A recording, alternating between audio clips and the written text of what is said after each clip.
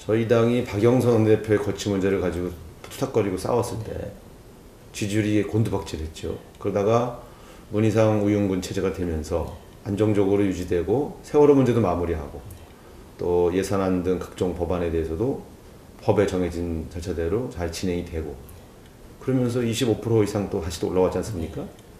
그건 뭐냐면 내 집안 싸움 하지 마라 이거예요. 그럼 집안 싸움의 핵심은 결국 계파 문제입니다. 그렇기 때문에 이번 전당대회에서 전통적인 그런 계파 다툼이 또다시 발생해서는 안 된다 하는 것이 기본적인 우리 당원과 국민들의 요청 사항이죠. 이때 이제 각 계파의 수장들이 과연 자신들의 거취를 고민하는 건 알겠지만 전당대회에서 자신들이 움직일 때 또 이게 당내 싸움으로 갈 거냐 안 갈 거냐. 그러니까 정상적인 경쟁 원리가 작동하는 건 괜찮은데 또 집단 패거리들이 나눠져서 그 지난번과 같은 그런 싸움으로 변질될 가능성이 있으면 저는 그건 옳지 않다고 보는 거죠. 그건 누가 당의 다음 당대표가 되느냐의 문제를 떠나서 우리 당의 고질적인 문제가 다시 또 발생할 수 있다는 점에서 그분들의 자격 문제 넘어서서 그건 바람직하지 않다. 이게 이제 제 첫 번째 생각이고요. 두 번째는 어쨌든 당이 변화를 하려고 노력한다고 보이려면 저는 역시 사람의 교체, 리더십 교체가 중요하다고 봅니다. 그래서 그분들이 우리 당을 위해서 헌신해왔던 지난 10여 년 역사를 높이 평가하면서 그러나 이제는 당의 혁신을 새로운 리더십의 퓨전으로 좀 보여주려는 노력 이거 반드시 필요하다. 저는 그렇게 생각합니다.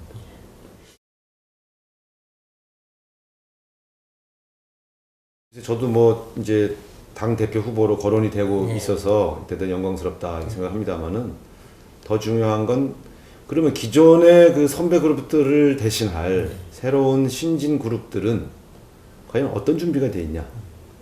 개인 이름을 거명하는 것보단 그분들의 가치관 또 당을 어떻게 바꾸겠다는 거냐? 저는 그런 방향성, 비전이 더 중요하다고 봅니다. 그런 점에서 그런 개인들이 찬스가 왔구나. 그래서 막 이렇게 또 과거와 똑같은 방식으로 등장하는 것보단 좀 제대로 된 진지한 고민들을 동료들과 같이 나누고 그 속에서 저희들한테 한번 맡겨주십시오 라고 말할 수 있는 준비를 해야 된다.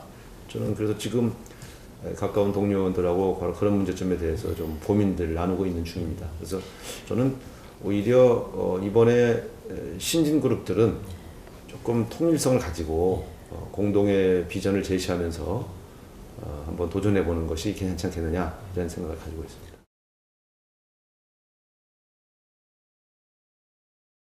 일정하게 무슨 논의를 진행 중에는 있는데요. 아직은 공개할 수준은 아니어서 다만 지금 제가 말씀드렸던 것들이 바로 이제 그런 고민들이 의논된 결과들을 제가 부분적으로 말씀을 드린 것이죠. 아마 좀 시간이 지나면 좀 구체적인 어떤 방향들이 나오지 않겠냐 이렇게 생각합니다.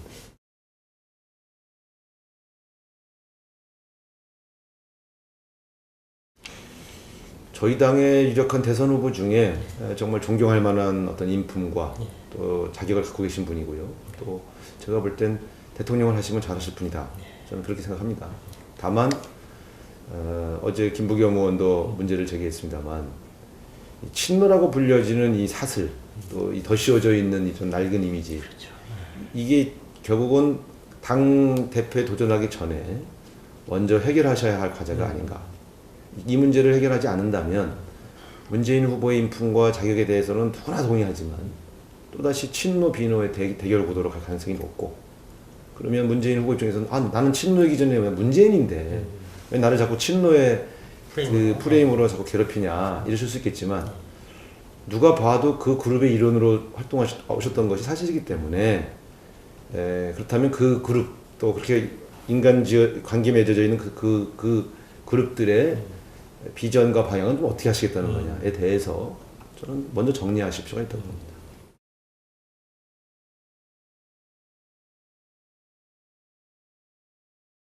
그래서 이 사안은 야당이 정치적으로 제기한 것도 아니고 소위 말하면 이제 박지만 씨라고 하는 이제 친동생과 또 정윤래 씨라고 하는 박근혜 대통령 오래 모셨던 분들 사이에 갈등 아니겠어요? 그러면 사실상 아무 근거 없이 권력의 소위 말하면 실세들이 저렇게 다투겠습니까? 그러니까 밝혀진 이제 내용들이 다 진실이 아니라 할지라도 어쨌든 확실한 건 박지만 씨라고 하는 그 동생 진영과 또 정윤회 씨로 대별되는 어떤 참모 그룹 사이에 끊임없이 지난 수년간 갈등이 있어왔다는 것은 드러난 거죠. 그렇다면 대통령이 국정 운영을 도대체 어떻게 했길래 저런 소위 전통적으로 해서 문제가 되어왔던 친인척과 참모 진영 사이의 권력 갈등이라고 하는 것을 그냥 방치했느냐 하는 점만큼은 저는 박근혜 대통령이 저는 책임을 져야 할 대목이다 이렇게 보고요.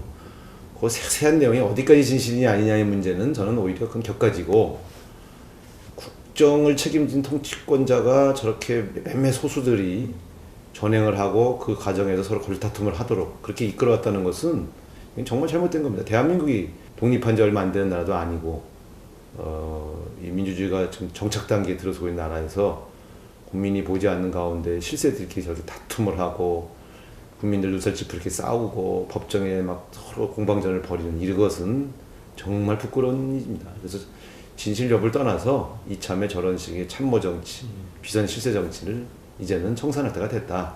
저는 그렇게 생각합니다.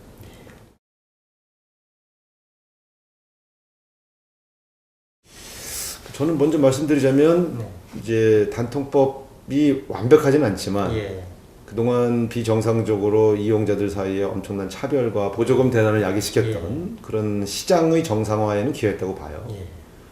그런데 더 근본적으로는 우리가 왜 저 시장을 정상화하려고 했느냐 하면 수많은 이용자들에게 조금 더 큰 편익을 제공하려고 한 것이거든요.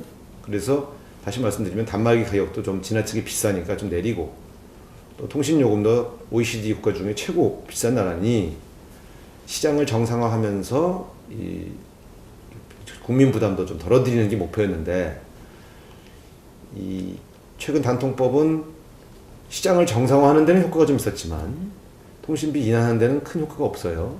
조혜진 의원은 효과가 이제 발휘되려면 시간이 좀 걸리니 좀 기다려보자 이런 입장이고 저는 단통법이 좀 불완전한 구석이 있어서 이런 효과가 안 나타나고 있는 만큼 후속 조치를 빨리 취해서 이 법 통과 이후에 불만을 갖고 있는 우리 고객들에게 좀 더 저렴한 단말기 공급 또 좀 더 그 저렴한 통신비 인하 효과를 혜택을 드리자 이게 이제 저의 주장입니다.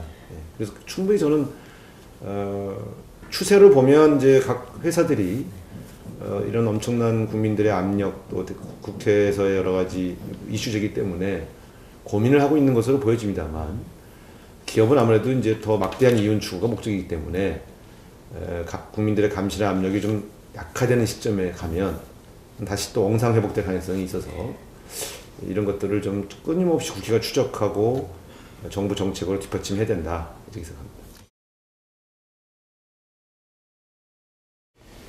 저는 이제 한마디로 말씀드리면 아이폰 가격이 삼성전자 단말기보다 가격이 저렴한 이유는 바로 그 제조회사가 판매 장려금 목적으로 판매점 대리점에 지불하고 있는 그 돈 때문이거든요. 저는 우리나라도 아이폰처럼 삼성전자가 판매 장려금으로 주던 목만큼 단말기 가격을 인하하고 장려금을 폐지해야 된다. 그러려면 분리공시를 해야 된다. 이렇게 생각하고 있고요. 두 번째, 그 알뜰폰 시장이 지금 대기업 자회사들에게 다 넘어가는 바람에 소위 말하면 시장 경쟁 원리가 작동을 안 하고 있지 않습니까? 저는 그런 면에서 이 알뜰폰 등 저가 이 단말기 시장을 어떻게 활성화할 것인가 이런 대책을 내놓아야 된다. 이 전말기에 관해서는 이 두 가지 대책이 좀 있다고 보고요. 통신비 인하는 지금 미래부가 갖고 있는 요금 인가제 그 권한을 활용해서 지금 사실 다 요금 원가들을 다 압니다.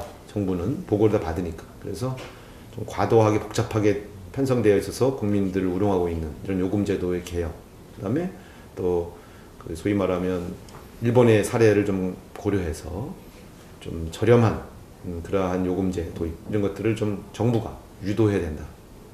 지금 당장 할 수 있는 일들입니다. 이런 일들은. 그래서 이것들을 좀 해서 당장 우리 5천만 고객들이 진짜 호구 고객이 안 되도록 저는 반드시 강력한 정책을 지금이라도 실시해야 된다고 생각합니다.